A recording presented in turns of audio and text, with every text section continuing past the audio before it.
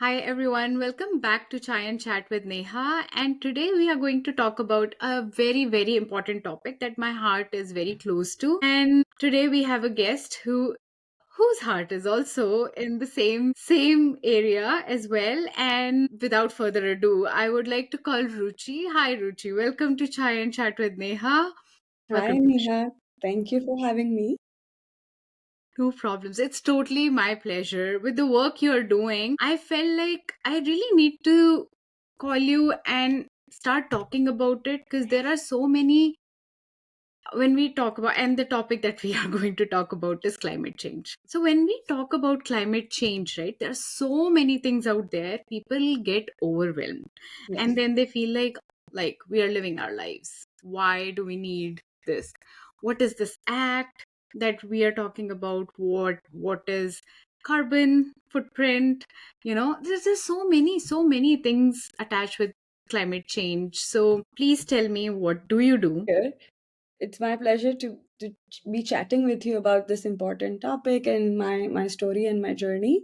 So I'm a climate practitioner by profession, which means I think about carbon and climate change day in, day out. But I'm also a toddler mom. My daughter Anya is going to be 3 soon. She's my first child.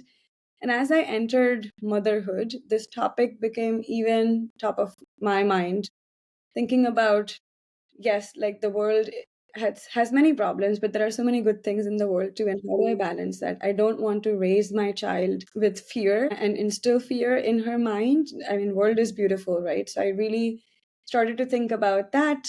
And that's where I thought, I have this experience, I have this education in climate space, and how can I bridge that gap, make it more accessible for kids and help them spark joy around our nature and our planet Earth, and not like instill fear. So that's like a little bit about my journey.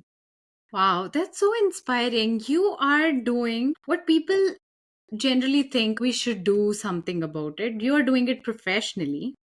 And now you're bringing that awareness through your work as well outside of your profession.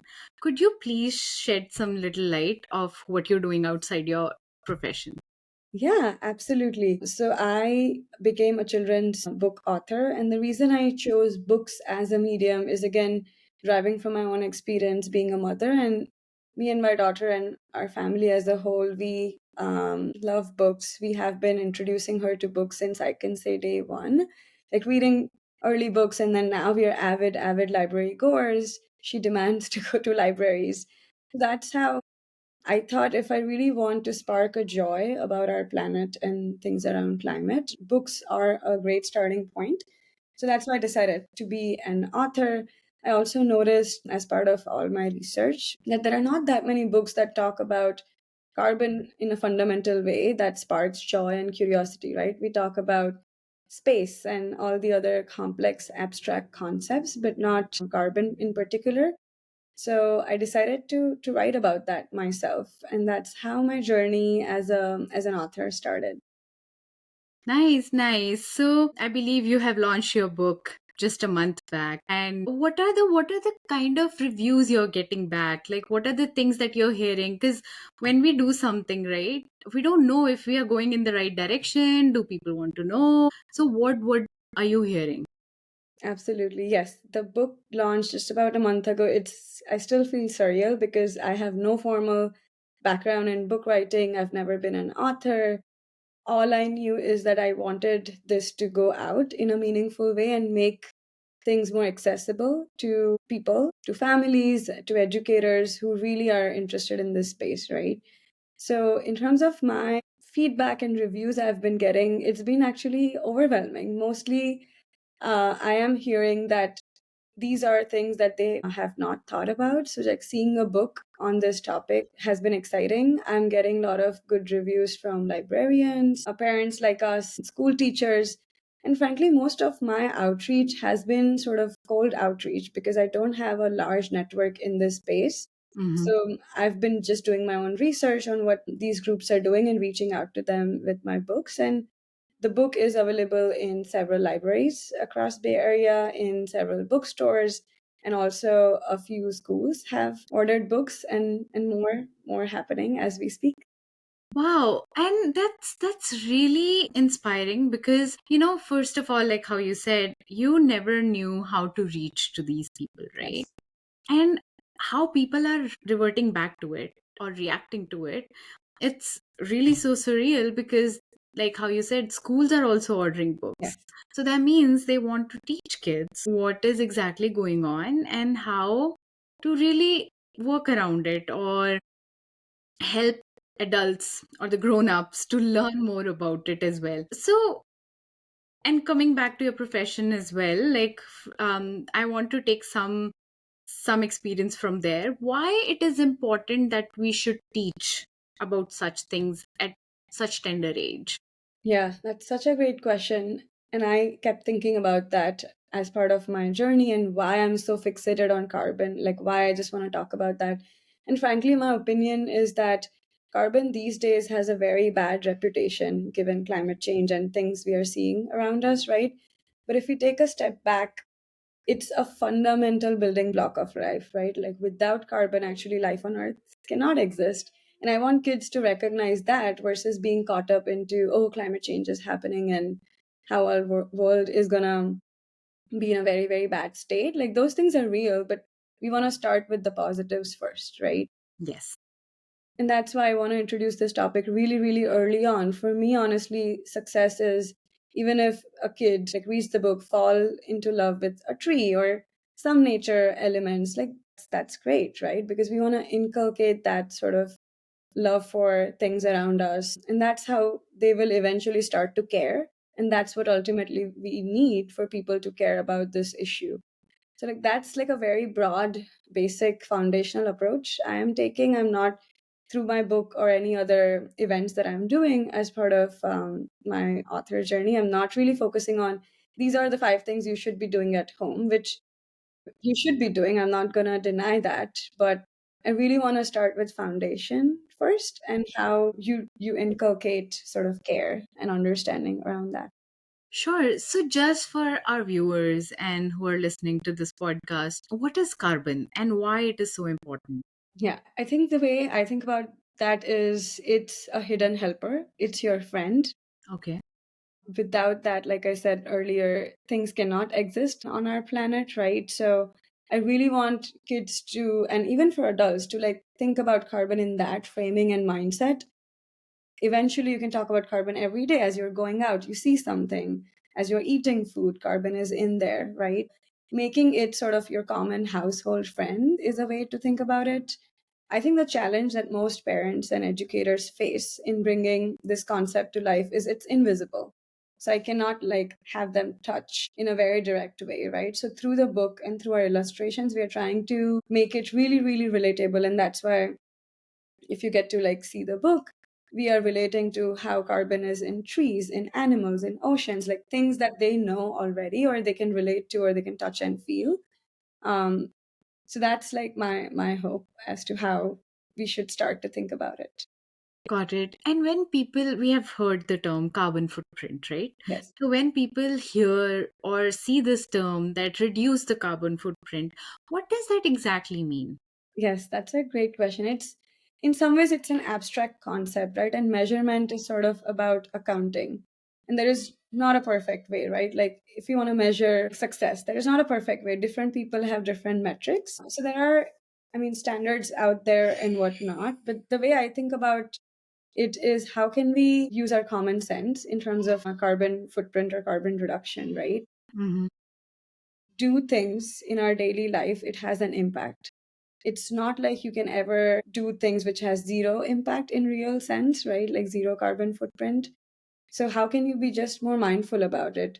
Can you just not use a plastic bag and take a reusable bag which can be used 10 times, which eventually is carbon reduction, and you don't even have to think about the reduction aspect. It's just your basic way of doing things. So that's how I really want people to think about carbon footprint and reduction and not get caught up into did I emit 5 tons of carbon or 20 tons of carbon? Like, really, that's not how it's going to work. Sure. So since you're going and going for the book reads, right, in the libraries, what is the most interesting question that you have encountered from kids, like, or something that got like stayed with you? Yeah, that's such a fun one. We have done a few events already, so I can like share real experiences. They kids are so imaginative, right? So as part of book, I'm introducing carbon to them in like 5 ways or 10 ways. But as part, and we do book readings, and then after that we do an activity to sort of even build on the concept. So it's like build your own creatures that has carbon in it and things like that. And they come up with such beautiful examples. Like one kid recently told me, oh, I found a snail and in its shell, is there carbon in it? And I'm like, yes. So anyways, they come up with their own examples, which gives me a lot of joy that they are thinking about it, they are being creative. And that's the goal, right, for them to like really relate to carbon in basic ways. It's totally fine if they don't even remember the whole book. That's not my goal. Yes. And I have seen your book you have shared with me. And why do you think kids? So let me put it in a way where we, like, you have really creative way to tell about carbon, right? Why do we think we have to show such creative ways for kids to grasp this, right? Like, your illustrator has done a beautiful, Yes. beautiful job there, right? So I just want to understand, like, did you see that difference? Putting it out in a way maybe is more um like more readable or making more sense to the kids than not. Yes, absolutely. And I think kids, especially really young kids, they are really good visual learners too, right? So we wanted to tap into that aspect of learning. And even as we were figuring out what type of illustrations we should have, we really didn't want it to be very like technical, non-relatable, right? So we kept it really, really simple as to it's your friend and how would a friend look like, right? So cute aspects and whatnot. So we spend a lot of time thinking about how we want to show a carbon. We can show like carbon atoms and like tap into the chemistry side of things, but we took a very simple approach instead, and like just it's your friend, it's your buddy, and it's there in all aspects. So that goes to the book part. In terms of why it matters is, I think, like I mentioned earlier, because it's invisible, it becomes even hard. It's abstract, right? So unless you make it relatable and accessible, it becomes really hard for kids to grasp and digest the concept. So we started with really like basic version of how we can show carbon. Eventually my hope is that as we build upon it, we will get into more like science and chemistry aspects, but we wanted to keep it simple as like for the first book. Sure. And you have done an amazing job out there. Like, even I feel as in grown up, like, I got to understand, oh really, like, this is what carbon is, because nobody thinks about it, nobody talks about it. We talk about a lot of other things, like, and I got to know recently as well, like, why methane is so bad, Yes. right? Like, and how it is impacting our environment. Such things are, like, if done properly, it makes much more sense out there than not. So yeah, you have done an amazing job. Thank you. And huge credit goes to my illustrator. She is an expert in the space. She has developed several learning products for childs. So in fact, I think I am very lucky to like get her on board to help me with the book. I found her through a common friend. So again, very grateful for that, because I think a huge, huge part of this book being relatable and book being successful is the visual, especially as I said, like for early age, they are really strong visual learners, right? So Sure. without getting the visuals right, even if my story was perfect, it wouldn't have an impact. So I'm really happy to have Joanna, she's our illustrator, on board. She has done an amazing job, yes. So, what were the challenges you have faced since you were doing it for the very first time, right? So, if somebody wants to write a book today, right, we can totally use your experience. Absolutely. And what were the, yeah, let's start with what were the challenges that you faced and how did you overcome those? Absolutely. I mean, like in any profession, if you're starting, and especially if you're venturing into a very net new area that you have not worked on or you don't have educational experience, some challenges are pretty much the same, right? In terms of you don't know enough people, where do you start? And going into this, I knew that these things are there. So the approach I took was to like, how do I mitigate my fear of unknowns, right? So I started to research a lot. A lot of that was desk research, but also like going into libraries, talking to children's librarians, talking to a few educators. And what I've realized is that yes, it takes time and effort, right? But if you are really willing to reach out, like you will find 5 or 10 people who are willing to help, and that's all you need to get started, right? So I overcame my fear and challenge around, oh, I've never worked in this space and I don't know enough people. Eventually all of that started going down and down, and it just gave me more confidence with my work. So that was one aspect of like how to get started and how to think about writing. But then the big aspect is the publishing side of things, right? And again, there are so many options and avenues out there. I took an approach, and then I pretty much stuck with that approach. Also, there were a lot of lessons learned in that. So I self-published my book initially. I was thinking, yes, I will send my manuscript to a lot of publishers, which I did that. And again, a good learning process because you learn how to reach out to them. Sure. I budgeted certain time for that, right? So I waited for a few months. I got like a few offers from hybrid publishing houses too, but the offer did not feel right to me. So I decided to let go of that, and I took the risk of self-publishing on my own. But all the research really helped me. I used a platform called Ingram Spark, which as Okay. part of my research, I learned that most libraries, schools, and bookstores, they procure books from there. Okay. So I decided that I'll publish with them, even though, frankly, from a financial metrics and all those other aspects of business, it may not be the perfect decision, but that's fine. I think you just balance with your what your goal is with your first book. How do you want to get started, right?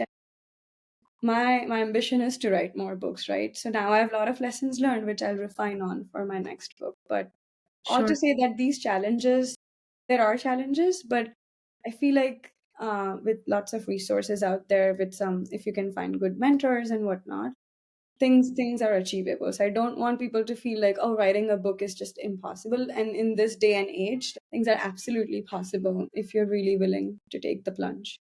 So, how easy was it to find a mentor? Right? Because when you're venturing into new thing, not everyone is open to mentor or like give you the right kind of suggestions. Yeah, I mean, I did put out a lot of cold requests too. Some replied, and then build upon that relationship. And even if some are respectfully declining, that's fine, but you can continue to have that relationship in other aspects of learning. Me, given my library experience, like I said, we go to libraries a lot too, so that there's always a natural connection there. Found like this group of professionals are really really warm generally, and like that's their style or that's needed for their job and whatnot.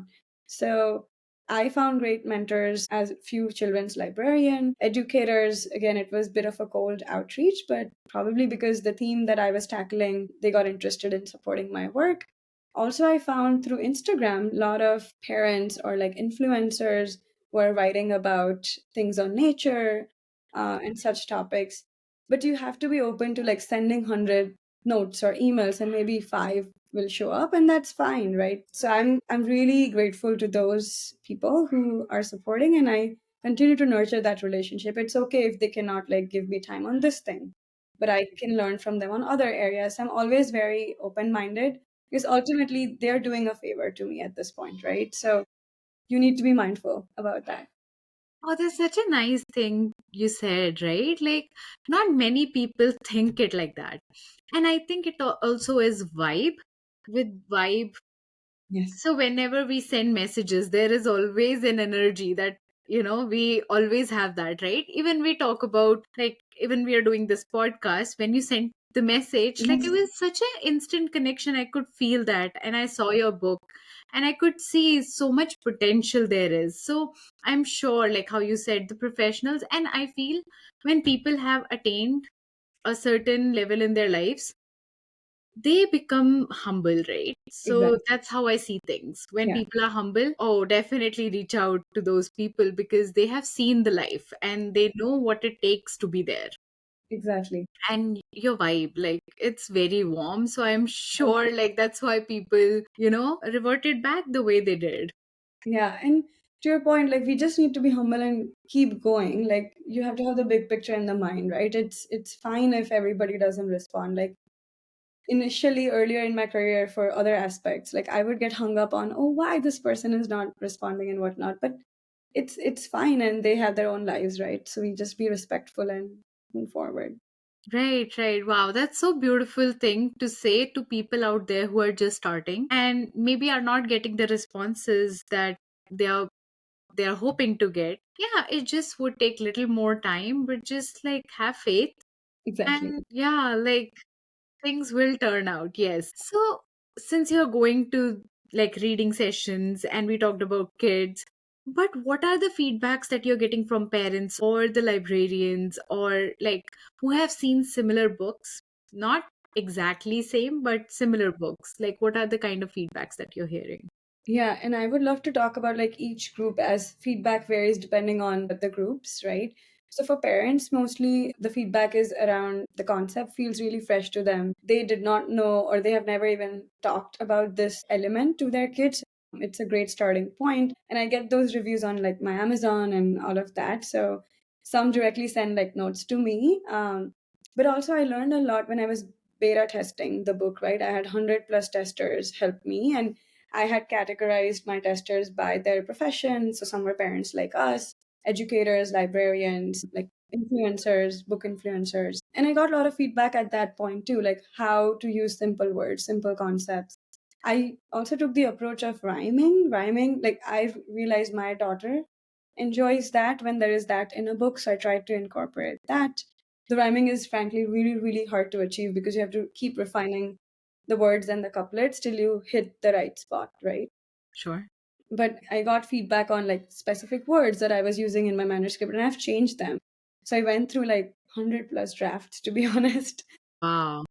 Yeah, but that now that the book is out, most people have given us excellent reviews on illustrations. Nice. They feel like it's really welcoming. They don't feel like any fear around climate change and all of that when they read the book, as we are not targeting that at all. Right.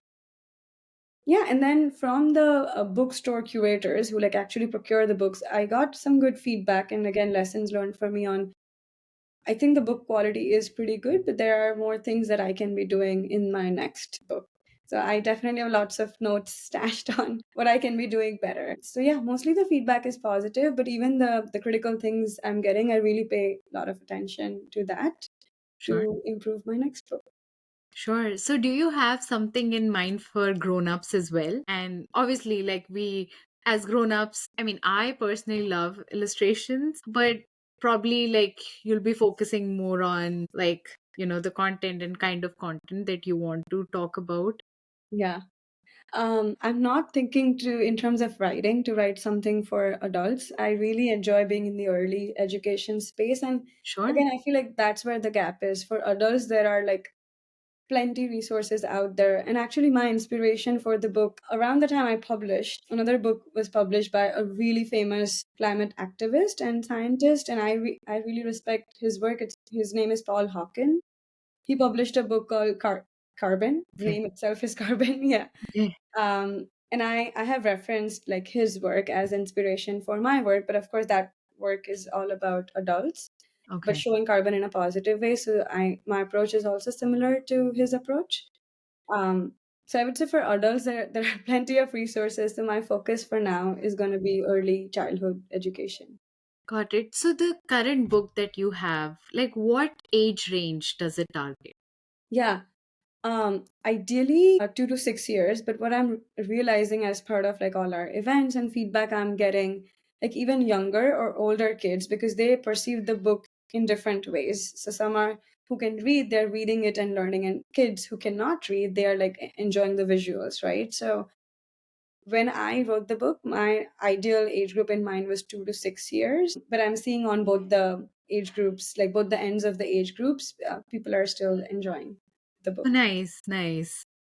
Yeah, so I mean, I still haven't gotten a chance to show what you have sent out to me, to my son. And I told him, I'm like, hey, do you want to read about it? But I guess I have to get the physical book so that he gets like excited about it rather than on a laptop and seeing it. Yes. But if we talk about teenagers, right? I mean, small kids, yes, definitely. But if we talk about preteens and teenagers, like, are you thinking something for them as well? Great question. I frankly haven't thought that far. The way I'm thinking in terms of my partnerships work is to work with youth and teenagers to actually read the book to younger kids, because they themselves can act as educators for the younger generation, right? So I'm working on a few partnership approaches with some teenagers and youth who already are interested in climate space. And these days these kids have their own podcast and YouTube channels and whatnot. So I'm really interested in having other people read books in different ways or use the book in different ways to spread the message around broader climate literacy and education on carbon. So that's really exciting. We'll learn more as things pan out, but I'm receiving good interest from people who already have their own like climate education channels and whatnot. So Wow. we are thinking about how to expand on that.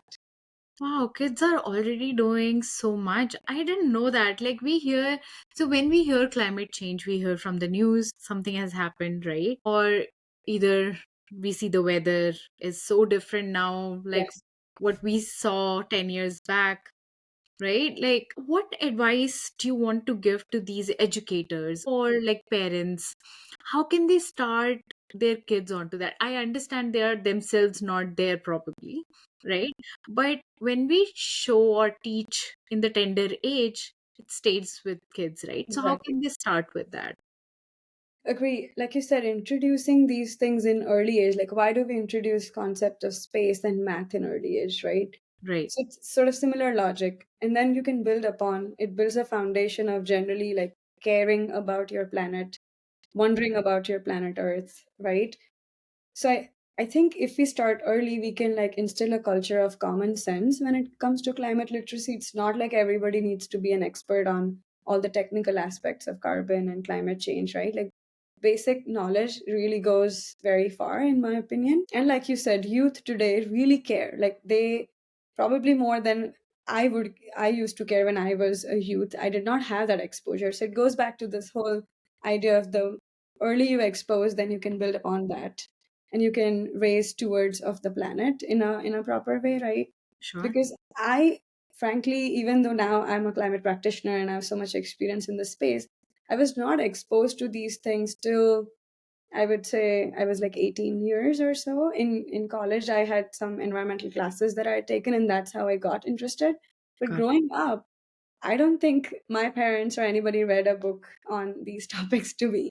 uh, Neha, can you hear me? You were frozen. I can hear you. Can you hear me? Yeah. Okay. Perfect. So yeah, going back to the thing of youth today cares, they are so aware. They have much more exposure than we all had back then, right?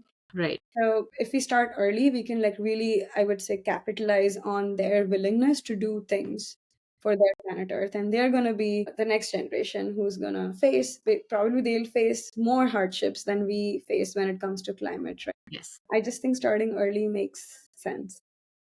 Sure. No, I totally agree with this for sure. Like, I've seen kids are way smarter now Yeah. and they grasp things really a lot. Like, if I use some words, my son is using that word and in a very perfect sentence. Yes. Even though we wouldn't be putting it in a perfect sentence, but they would be. So, Agree.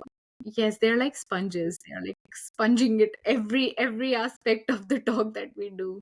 Exactly. Yeah, it's funny you mentioned this morning. I was telling my one of my friends, I really need a book. I need to read more books, and I do follow some educators on Mhm. how to raise kids in this day and age who are like so advanced. So I do follow a few authors too for that purpose because this is first time being a mother for me, right? So I'm always looking for resources as to how to raise conscious kids, and there are lots of books out there. We Yes. all need that. Yes, I got some of the books but never got a chance to start reading those. But definitely, I think now things are very different, right? Like people are more aware Yes. thanks to social media. People are very empathetic, right? Like back then, who cared about like what empathy? Like who cares, right? Like people are more sensitive towards other people. And I think these kids are picking up on that very, very well. Yeah.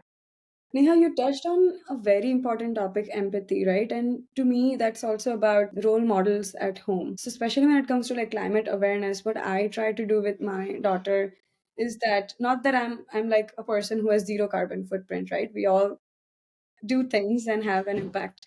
But all the small things like taking reusable grocery bags, and then we have two electric cars. I try to explain things around like cars because she's fascinated by that. Our neighbor has a solar panel, so we spot that and like explain why that's important in very basic ways. Not that she's grasping all the concepts, but we try to model some behaviors at home with like not using that many reusable things or straws. We don't get straws at home and things like that. So I really think we as parents have an opportunity to be role models for kids. And like you said, they see us doing things and they pick up on things. So the more we also do, it helps instill that culture of climate common sense, I would say. Right, right. No, I truly believe in that. And you rightly said they won't do what we tell them to do. No, but they are looking at what we are doing, Right. and they are like literally copy pasting that in their lives. So how Exactly. we are From a treating good others, right? And how we are treating others, how we are treating ourselves, yes. how we are empathetic towards Mother Earth. That's how I tell it to my son. It's Mother Earth, right? You Yes. have to treat it like as your mother. I, Beautiful. Again, not that I have zero footprint out there, but we all are trying, and we all are trying in a way. I mean, if I talk about you, you're doing even a step further, because I mean, professionally, when we used to, if I talk about myself, I've been told that I have to be an engineer, Yes. right? So how, and let me come to that question, like how did you come to a profession like where you're doing things about climate professionally? That's such a great question, and I also come from Indian background, right? So initially, I had sort of the pressure of engineer, doctor. My dad is a doctor, and we have lots of doctors in our family. But I realized I was never good at maths, though I was really good at biology. And generally, science fascinates me, so that stayed with me. I think it was my own path, and grateful again to my parents who let me choose my journey and did not push too hard into you have to go into medical or be a doctor. So they recognized that I might be interested in other things. Mm-hmm. When I was though I did pick engineering for my undergrad. I'm a biotech engineer, but Nice. it was in that those 4 years of engineering, I had some classes on like environmental biotechnology and got like really interested into the challenges of pollution and whatnot. So my I was like dialing more towards the environment side of things. And then I took things in my own hand because my parents were like, what do you want to do for masters? I Nice. researched, my parents had no idea masters in sustainability exist. Wow. Yeah.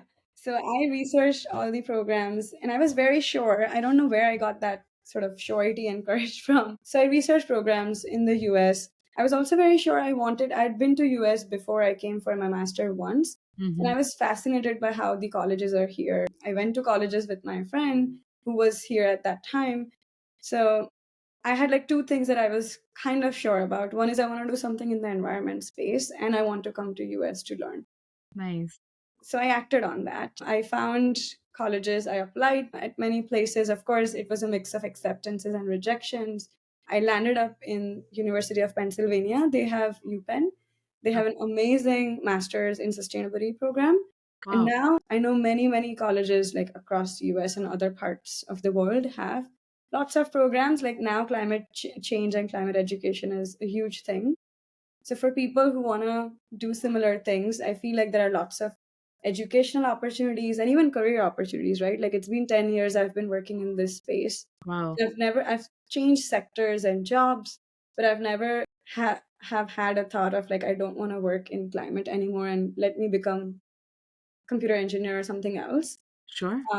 So I love working in this space. It just makes me feel motivated. And even though the things I am doing may not have like a direct immediate impact, but Hmm. it makes me feel happy. And that's what matters, right?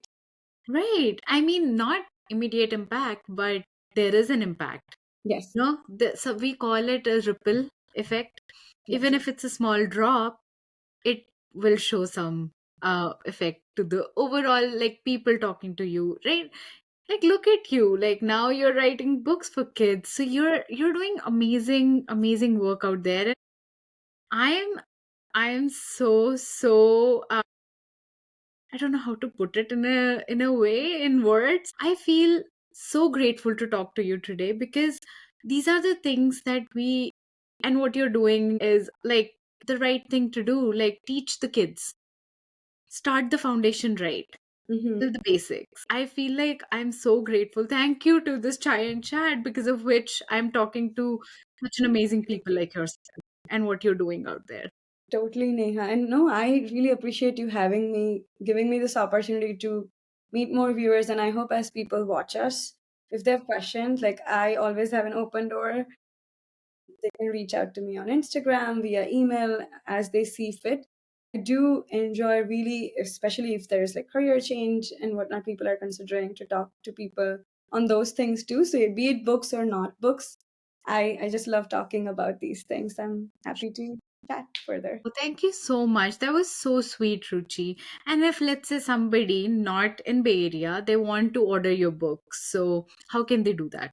Yeah, it's available on Amazon. Okay. We're also working to expand. For me, honestly, it's not just book sales, right? I really want all kids to have accessibility to this topic, my book, and education on climate, right? So I'm also working on getting books into more libraries outside of Bay Areas. So that's where probably I would need your and your viewers' support. If you go to your local libraries, you can put in a suggest a book request, and libraries really take that into account because they want to know what the community members need for their families, right? So that is like the best way. It's totally optional. If people don't purchase, that's fine. You can Sure. also help us and support us by putting book requests to your libraries. And we always give them like book details that they can just directly submit to libraries. So Oh, happy to nice. do that too. Yeah, we have a local library and we go there a lot. So let me see what's the process and definitely look into it. Yes. But yes, if somebody wants to order, because it's an amazing book, so they can go to Amazon today and just get it, right? Yes. Amazing. Thank you so much, Ruchi. It Thank was you. Neha. so enlightening to talk about everything that you're working on. And thank you so much for coming and talking to us about it. Absolutely. It was wonderful to get to know you. I learned a lot too. So totally mutual. Thank you so much. Cool. You want to stop? Or how does this